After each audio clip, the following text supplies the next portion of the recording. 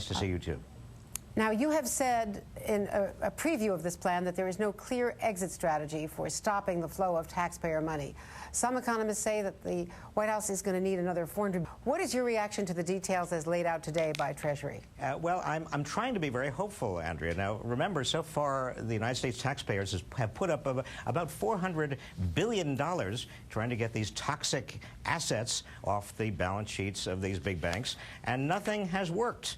So hopefully, this plan is going to work. Hopefully, investors are going to be attracted into putting up $1 of private investment for every, essentially, $6 of public money that's being committed. That's a pretty good deal for private investors. If they don't come up this time, I don't know how we're going to attract private investors to help solve this problem.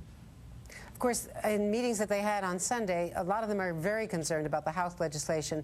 No one really expects that House bill to pass. The White House was initially sort of neutral, but leaning towards being positive about it, not wanting to criticize it initially. But then over the weekend, clearly the economic advisors weighed in, and we saw what the president had to say on 60 Minutes. Your take on the plan to tax at 90% bonuses for people making over $250,000, and that does sweep up a lot of people who had nothing to do with AIG.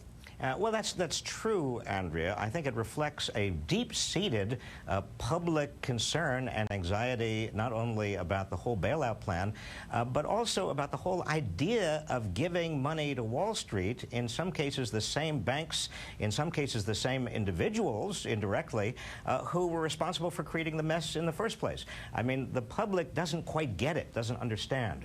AIG is a case in point. If we own 80% of AIG, why can't we stop AIG from rewarding the very executives who were responsible for creating the problems of toxic assets for AIG to begin with?